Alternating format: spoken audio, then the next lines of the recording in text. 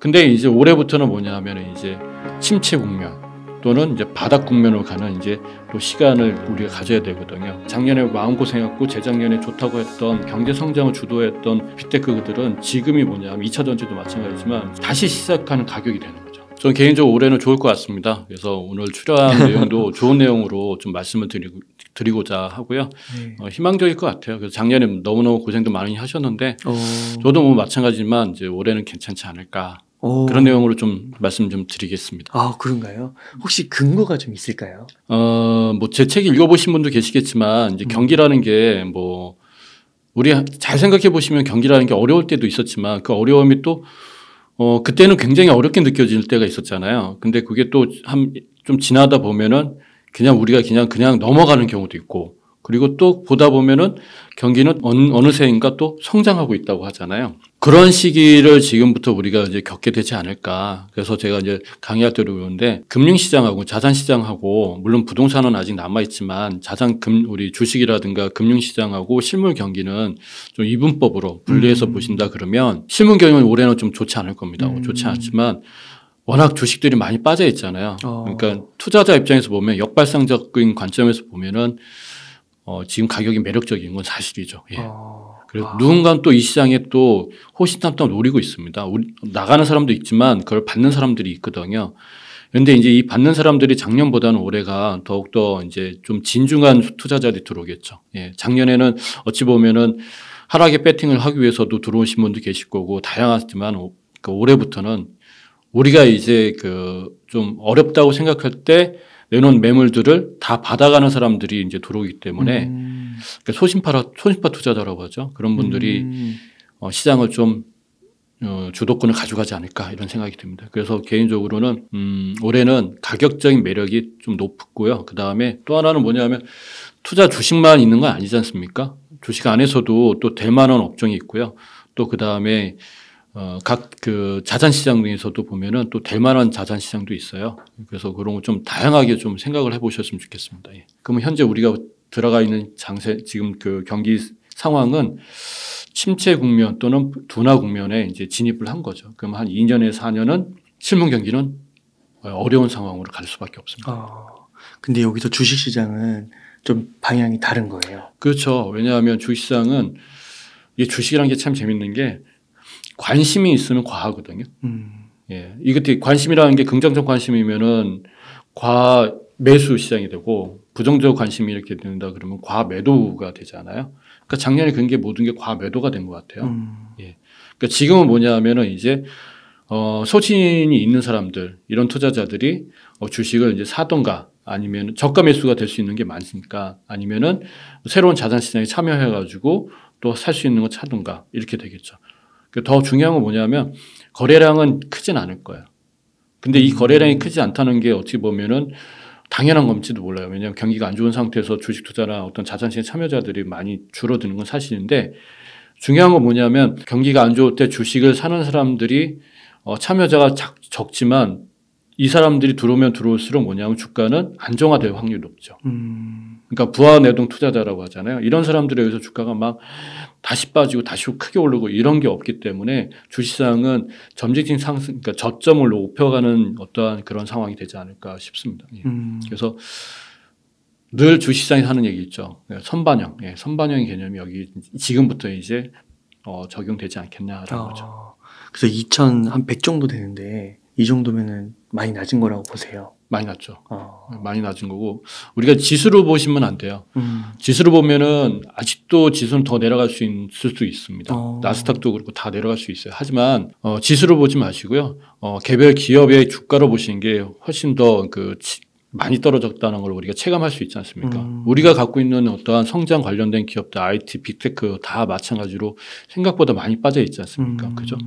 그걸 보시게 된다 그러면은 사실상 그러니까 주시장의 체감은 매우 낮은 상태에 있습니다. 예. 지수는 지수보다. 그죠? 예. 그러면은 좀 대표님께서 보실 때 어떤 좀 개별 기업에 좀 주목하면 좋을까요? 그러니까 제가 이제 긍정적으로 지금 말씀을 드리고 싶은 것도 있고 그다음에 또 거기에 맞는 이제 상황들 얘기해 드리 보면 아까 이제 10년이라고 했잖아요. 그러니까 경기가 처음에 초입, 성장, 그다음에 정점을 이루고 그다음에 붕괴가 일어나고 그다음에 하락 장세가 일어납니다. 그다음에 이제 침체 오고 이제 바닥 와요. 그럼 이게 3년 이게 한 2년에서 4년 이렇게 끊는다 그러면 이렇게 한번 보시면 어떨까요? 요게 이제 10년, 과거 이게 10년이라고 본다 그러면 이 10년을 달리 생각해 보는 거죠. 어디서부터냐면 경기 성장에서부터 시작하는 10년이 아니라 경기 성장, 그다음에 유동성 장세, 우리는 이제 이거 실적 장세라고 하거든요. 유동성 장세, 그다음에 우리가 지금 진입이 되는 게 역실적 장세인데 경기 안 좋은데 여기서부터 10년을 바라보면 어떨까요? 그러면 여기서부터 하게 되면 한 2년에서 4년, 그다음에 그 이후에는 역실적 장세가 실적 장세가 되고 그다음에 어떻게 되냐면 또 유동성 장세가 되거든요. 그러면 여기서부터 지금부터 하시는 분들은 이렇게 올라가는 걸 보시게 될 거예요. 그러니까 10년 차이가 실적 장세, 그다음 유동성 장세, 그다음 지금은 역실적 장세 이렇게 되면은 내가 2, 4년은 어떻게 버티나 아무렇지 모르겠지만 이걸 보지 마시고 지금 시점에서 지금부터 다시 시작하는 10년이라고 한다 그러면 이거는 상승 곡선밖에 없는 거예요. 경제 성장도. 그죠? 그러면은 우리가 갖고 있는 우리가 재작년에 마음고생했고 재작년에 좋다고 했던 경제 성장을 주도했던 삼성전자, 이하, 빅테크들은 지금이 뭐냐면 2차 전지도 마찬가지지만 지금이 뭐냐면은 다시 시작하는 가격이 되는 거죠. 그게 뭐 낮을 수도 있고 뭐 덜 빠지는 것도 있을 거고 많이 빠진 것도 있는데 이게 다시 시작하는 가격이라 그러면 이 가격 자체가 굉장히 매력적인 거거든요. 그럼 얘네들은 성장주 같은 경우는 언제 투자하셔야 되냐면 우리가 잘못 투자한 게 뭐냐면 항상 경기가 좋을 때 투자했잖아요. 근데 얘네들은 성장을 이끌어 가기 때문에 지금은 쉬어가는 타임이기 때문에 지금 원래 실적이 안 좋을 때 투자하는 거거든요. 그리고 몇 년 묵혀놨다가 가는 거거든요. 그렇다 그러면은 지금의 성장주 같은 경우는 굉장히 매력적이죠. 가격 자체도 크고 그다음에 지금부터 10년을 보게 되면은 리스크가 굉장히 그러니까 한 3, 4년의 신흥 경기는 어렵지만 얘네들은 체력 싸움을 갖고 있는 거기 때문에 이렇게 갔다가 그다음 경기가 좋으면 확 올라가 버린단 말이죠. 그리고 유동성 장세 우리가 유동성 장세 한번 겪어봤지만 주가가 빠지는 게 아니라 잠시 힘들었다가 갑자기 팍 올라가지 않습니까? 그것까지 감안한다면 이렇게 해서 이렇게 올라가는 10년을 맞이하게 되는 거죠. 그러니까 성장주를 그래서 저는 이렇게 투자자님들 얘기해요. 우리가 관점을 좀 바꿔봤으면 좋겠다. 뭐냐면 성장, 유동성 장세, 그러니까 경기 성장, 그다음 유동성 장세, 경기가 어려워. 이렇게 보시면은 앞으로 우리 계획은 이렇게만 본다 그러면 앞으로 2년에 4년은 계획 자체가 어떻게 가야 되냐면 경기가 어렵기 때문에 투자 자체를 하면 안 되는 걸로 가요. 맞지 않습니까? 암울하니까. 근데 그렇게 보지 말고 지금 안 좋고 다음에 좋아질 거고 그다음 유동성 장세 간다 그러면 지금이 기회 아니면 뭐가 언제가 기회이냐 이거지. 지금은 우리가 얘기하는 뭐 성장주, 반도체, 2차 전지, 빅테크 뭐 이런 것들 가격은 우리가 좀 속상하지만 지금부터 시작하는 10년이라 생각한다 그러면 예를 들어서 또다시 10년이 지난 10년처럼 경기가 호황일 때 10년이라면 애플이 10배 같지 않습니까? 네이버가 네이버에 400불 갔거든요. 또 그렇게 올 수 있어요. 예. 그래서 저는 관점을 좀 바꾸셔가지고 앞으로 10년을 맞이하시는 게 좋고요. 그다음에 앞으로 10년은 여러분들이 저도 마찬가지지만 여기서 우리가 힘들었던 게 앞으로 10년은 조금 물론 이제 천천히 가겠지만 다 보상하고도 더 높은 수익을 우리한테 주지 않을까 이런 생각이 듭니다. 그 애플이나 네이버나 뭐 이런 삼성전자나 이런 건 되게 큰 주식이잖아요. 이런 것도 몇 배를 갈 수 있다고 생각하세요?